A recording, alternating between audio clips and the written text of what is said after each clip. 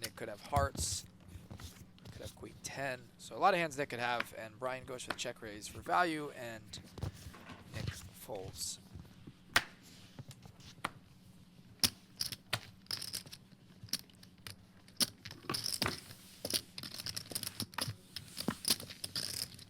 Okay.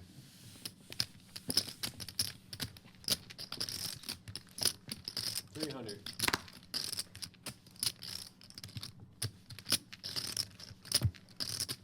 Brian with kings here, Raise. and Michael with king 8 raises it up, and Brian is going to 3-bet from the small blind, so wins a big hand, picks up kings, and now Jeff in the straddle with ace queen.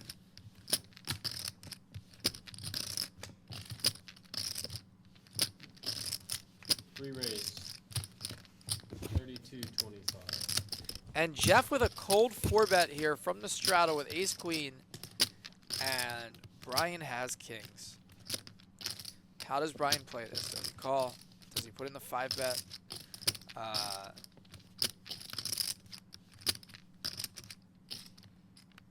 5-bets here. He's got to make it something like 6K, because he can't really go much more than that, or it's basically a shove.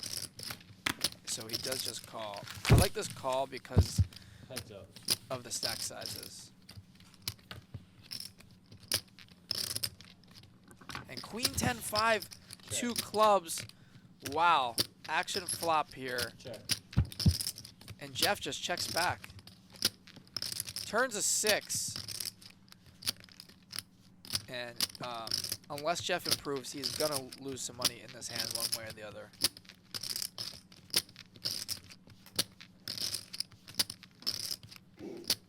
Bet. And Brian is gonna bet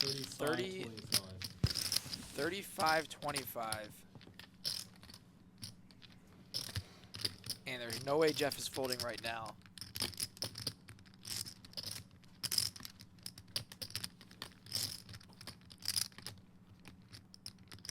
And we have a huge pot here.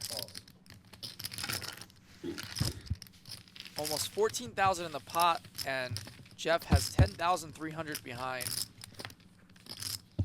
River's at 8 of clubs, and Brian with the best hand with kings. Jeff has top.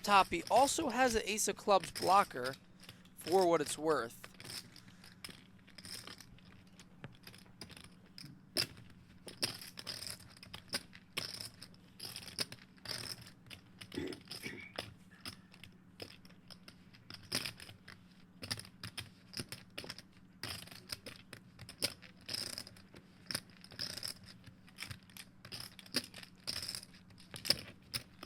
Interesting river.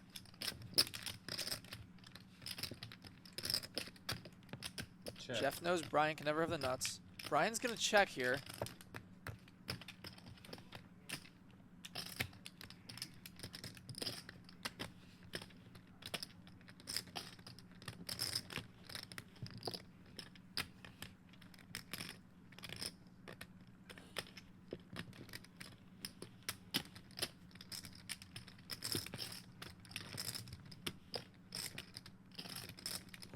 All in. Player goes all in.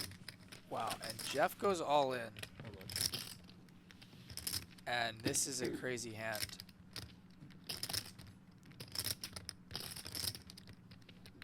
I don't know for sure, but I wouldn't be surprised if Jeff is actually turning his hand into a bluff here.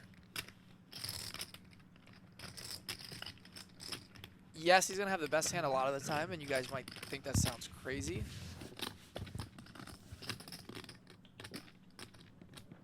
But if he thinks Brian is likely to just call a 4-bet with aces or kings here, he can rep the nut flush and possibly get Brian to fold a better hand. And this is an interesting spot for Brian. I just don't know if Jeff would shove here for value.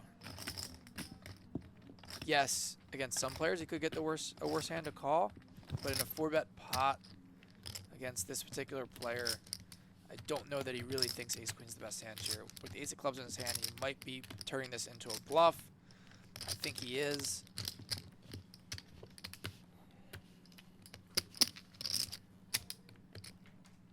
Brian calls. This will be a $34,500 pot.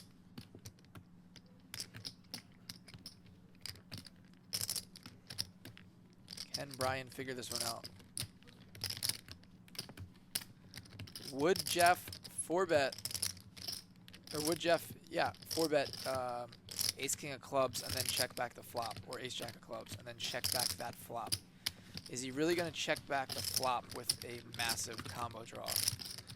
Could he have a hand like ace 4 of clubs, ace 3 of clubs? Would he check that hand back on the flop? Unlikely.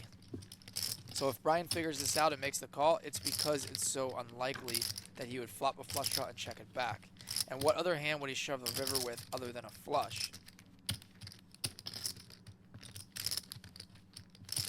If Brian had a king of clubs in his hand, I think this would be a much easier call. Without the king of clubs in his hand, it's a lot more likely that Jeff could have ace king of clubs. And then he, of course, could have ace jack of clubs as well. Again, ace 4 of clubs, ace 3 of clubs, those type of hands are possibilities, but a lot less likely.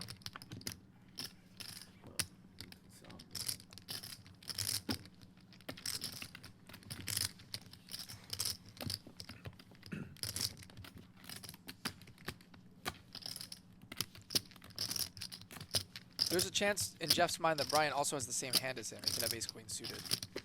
So he could have ace queen suited or kings.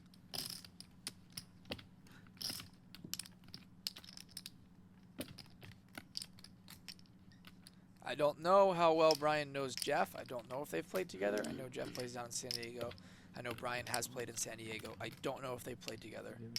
So it's a lot easier to play against somebody in a big spot like this if you're Brian when you've played with that player a lot of times before, so you know what they're capable of. I don't know if Brian knows what Jeff is capable of. I doubt that he does. But this is a really interesting hand. Big spot here for Brian Kim. You know what? I'm sick and tired of you complaining about this. And he folds. And Brian folds the best hand, and Jeff is going to take down a $24,000 pot with ace queen. And I'd be interested to ask Jeff later what his thoughts were on that hand. I have a feeling that he was trying to fold out chops and possibility of kings or aces.